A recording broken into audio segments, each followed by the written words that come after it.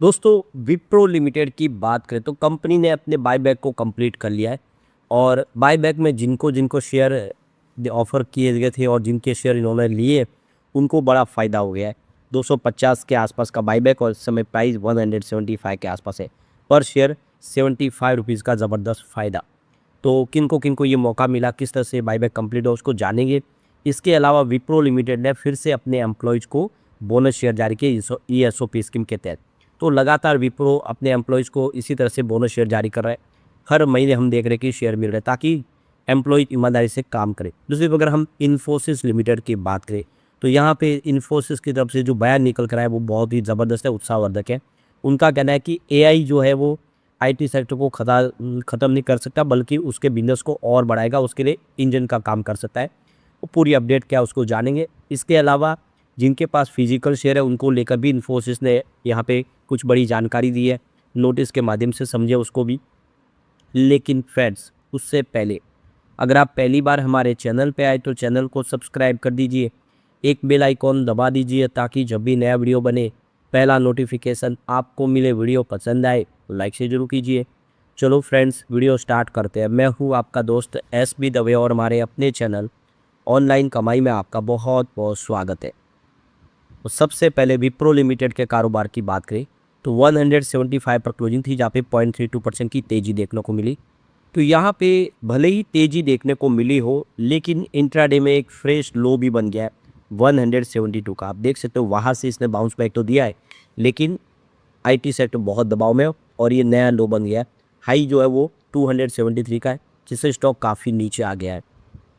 तो विप्रो ने अपने बायबैक को कंप्लीट किया है 250 की प्राइस से। करीब 60 करोड़ शेयर जो है निवेशकों से खरीदे हैं और जिससे निवेशकों को काफ़ी फ़ायदा हुआ है। तो विप्रो लिमिटेड ने 250 रुपये प्रति शेयर के प्राइस से 60 करोड़ जो है शेयर वापस खरीद लिए। इस कदम से बकाया इक्विटी में कमी आई है और पूंजी संरचना बदली है, जिससे शेयरधारकों के प्रतिशत में भी बदलाव आ गया है। तो 60 करोड़ शेयर है जो पूरे खरीदे गए हैं, कुल बकाया जो इक्विटी है उसमें कमी आ गई है। विप्रो लिमिटेड ने अपने बायबैक प्रोग्राम के तहत 250 रुपये की प्राइस से शेयर खरीद लिए, करीब 60 करोड़ शेयर।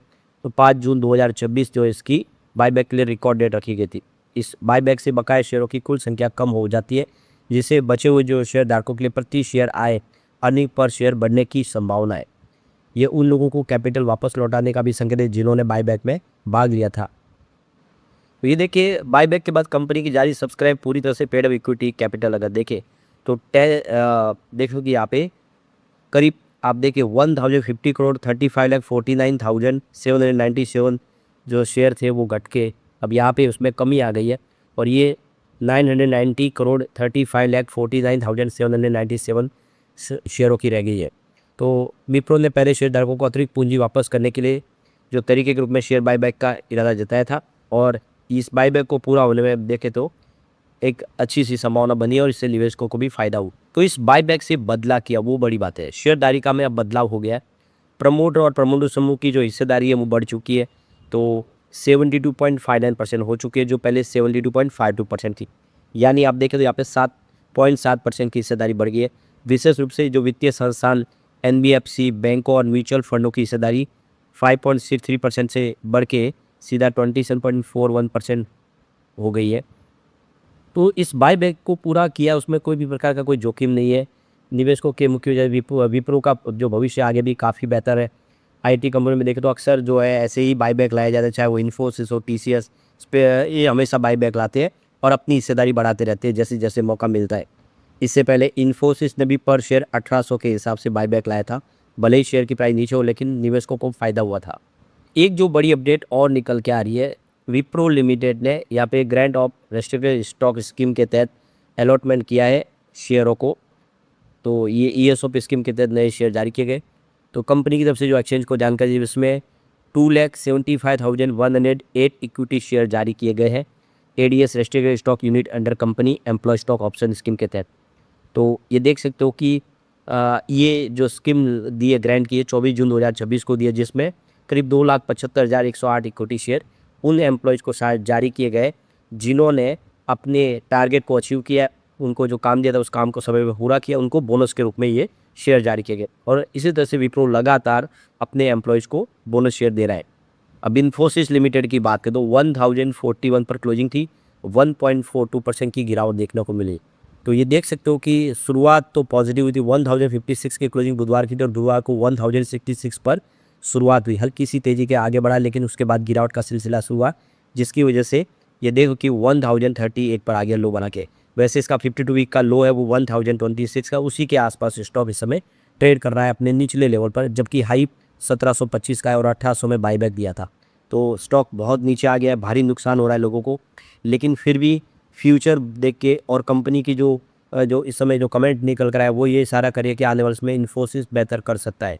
यहाँ पे जो बड़ी अपडेट निकल के आ रही है इन्फोसिस की तरफ से जो एक्सचेंज को जानकारी है, जिसमें स्पेशल विंडो खोली गई है और इस विंडो का मकसद है कि जिनके पास फिजिकल शेयर है उसको डीमेट में कन्वर्ट करना, क्योंकि अगर आप उसको डीमेट में कन्वर्ट नहीं करेंगे तो फ्यूचर में आपको वो शेयर से हाथ धोना पड़ेगा।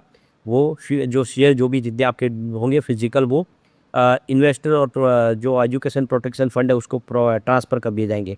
तो इसी वजह से देखें तो यहाँ पे कंपनी की तरफ से कहा गया है कि यहाँ पे देख सकते 30 जनवरी 2026 से स्पेशल विंडो खोली गई है और ये स्पेशल विंडो जो रहेगी ये 4 फरवरी 2027 तक खुली रहेगी। आपके पास मौका है लगभग साल भर का, आप अपने जो शेयर है उसको ट्रांसफ़र कर ले। इसके लिए आपको केवाईसी करना होगा। अगर आपके डॉक्यूमेंट पूरे नहीं है, आपका बैंक से जुड़ा हुआ नहीं है, अगर अकाउंट आधार में प्रॉब्लम है या कोई भी पैन कार्ड है, जो भी प्रॉब्लम है उसका सॉल्यूशन निकालें और जल्द से जल्द अपने फिजिकल शेयर है उसको डीमेट में कन्वर्ट कर ले, ताकि आपके जो शेयर है वो सुरक्षित रहे। इसके लिए उन्होंने न्यूज़पेपर में भी एडवर्टाइजमेंट दे दी है। तो ये देखो कि एडवर्टाइजमेंट न्यूज़पेपर में आ चुकी है, जिसमें ये सारी जानकारी शेयर की गई है, आपको किस तरह से प्रोसेस कंप्लीट करना है और अपने शेयरों को सुरक्षित करना है। तो ये आपको ज़रूर से जल्द से कर लेना चाहिए। अब यहाँ पे जो बड़ी अपडेट निकल के आ रही है, इन्फोसिस के जो सह संस्थापक है, जो फाउंडर है और चेयरमैन भी है नंदन नीलेकनी, उन्होंने जो बयान दिया है कि आर्टिफिशियल इंटेलिजेंस यानी एआई और सूचना प्रौद्योगिकी यानी आईटी ये कंपनियों की जगह कभी नहीं ले सकता। यानी एआई जो है वो आईटी कंपनियों की जगह नहीं ले सकता, बल्कि उन्हें और बेहतर बनाएगा। उन्होंने कहा कि कंपनी 2030 तक 400 अरब डॉलर के एआई फर्स्ट सर्विस मार्केट का फ़ायदा उठाने के लिए पूरी तरह से तैयार है। तो इन्फोसिस की 45वीं जो एजीएम थी उसमें शेयरधारकों को संबोधित करते हुए नीलेकनी ने आईटी कंपनी के सामने जो उद्योग के सामने अस्तित्व से जुड़े जो सवाल हैं उस पर बात की और कहा कि तकनीकी बदलाव लगातार आ रहे हैं। उन्होंने कहा कि जेन एआई के लॉन्च होने से 3 साल से ज़्यादा समय के बाद इन्फोसिस पहले से कई ज़्यादा अहम अभी भी है, आने वाले दशक के लिए भी अच्छी स्थिति में है। हम बेहतरीन कोडिंग टूल्स और अपना रहे हैं और अपनी उत्पादकता बढ़ा रहे हैं, यानी एआई से हमें कोई नुकसान नहीं होगा।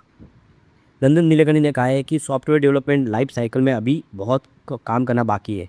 नीलेकनी ने कहा है कि बड़ी कंपनियां में एआई लागू करने से कुछ बाधाएं हैं और उनको ख़त्म करना ही मेरी असली काम है। एआई हमारी जैसी कंपनियों की जगह नहीं लेगा, ये उन कंपनियों को आगे बढ़ाएगा जो तेज़ी से बदलाव अपनाती है। उन्होंने कहा कि एंटरप्राइज सोल्यूशन के लिए कड़ी टेस्टिंग, मजबूत ढांचे और बुनियादी साइबर सिक्योरिटी और सख्त डेटा गवर्नेंस की ज़रूरत है और इसे बाहरी प्लेटफॉर्म के भरोसे नहीं छोड़ा जा सकता। यानी आईटी कंपनियां आगे भी बेहतर करेंगी, तो चिंता की बात नहीं है। और आने वाला समय जो ग्लोबल रीजन थोड़े से ठीक होंगे तो फिर आईटी कंपनियां फिर कमाल करेगी। लेकिन फ्रेंड्स, कोई भी इन्वेस्टमेंट करने से पहले अपने फाइनेंशियल एडवाइजर से एडवाइस ले लें या अपना खुद का रिसर्च करें, क्योंकि मैंने वीडियो आपके एजुकेशनल पर्पज़ के लिए ही बनाया। वीडियो पसंद आए तो लाइक शेयर कीजिए और चैनल को सब्सक्राइब कर दीजिए।